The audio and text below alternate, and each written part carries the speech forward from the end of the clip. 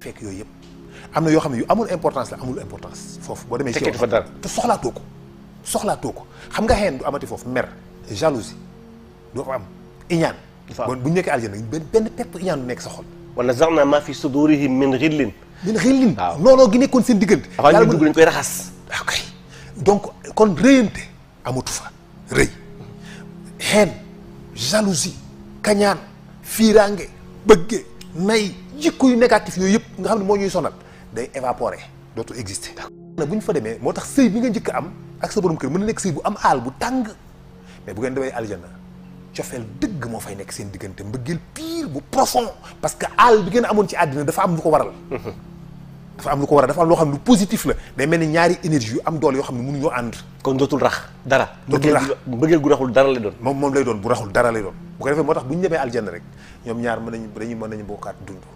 ñi nga doon xam ñëpp mën nga leen di gis di leen xam leen mën nga seeti léeg-léeg kenn tey da xaaral ma seeti Hadj Ndiaga ñëw seet si la fenn ndax ni ñuy dundee fii soxna yi ñu am fii di dund noonu mooy continuer wala déet kenn ku nekk soxna si nga amoon ngay takkaat ndax dañ fi kon takkante am ay njaboot wala yeneen soxna lañ ñuy remplacer parce que dañuy wax ni foofu ku dem yàlla am na jigéen ñu dàq ay urul ayn yu fa nekk loolu tam xaw na tëj sama bopp dëgg la dama lay bàyyi nga tontu ci ñaar yi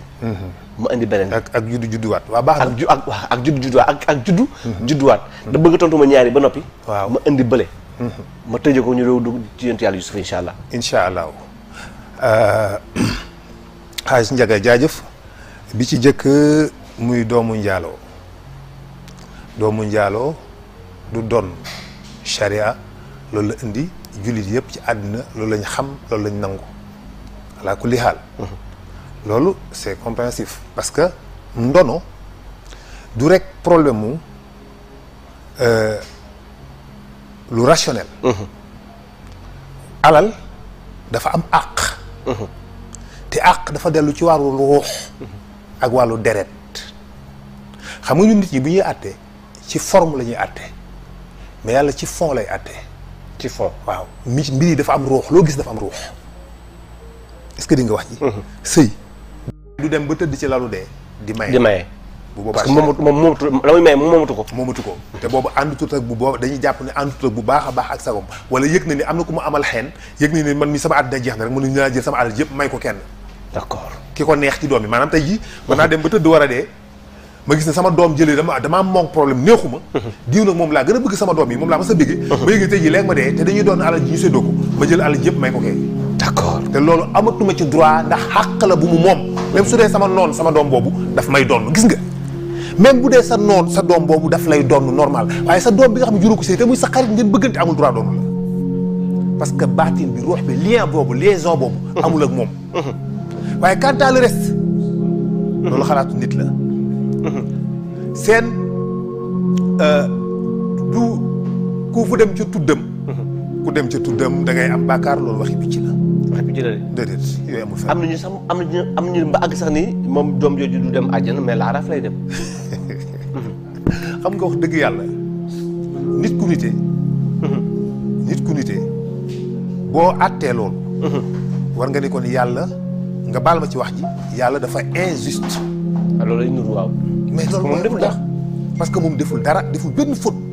tooñul kenn saagawul kenn dafa juddu gëm yàlla di jàng al ci àddina ku ñu gën rek ku leen gën da nga leen dàq jaamu yàlla doo gën leen ragal yàlla gën leen jikko waaye boo sàgganee ba ñu gën la jikko dàq laa jaamu yàlla ñoo la gën téeméeri junni yoon kon donc loolu lay wax caaxaan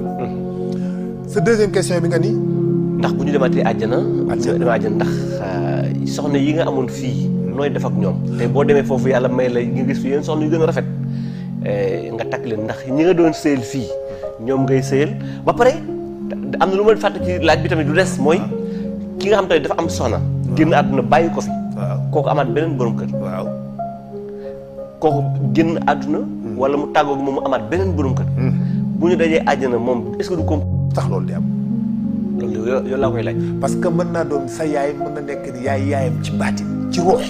ba ngeen di nekk ruux yaayam yaa ko jur ci yaa ko jur ci ruux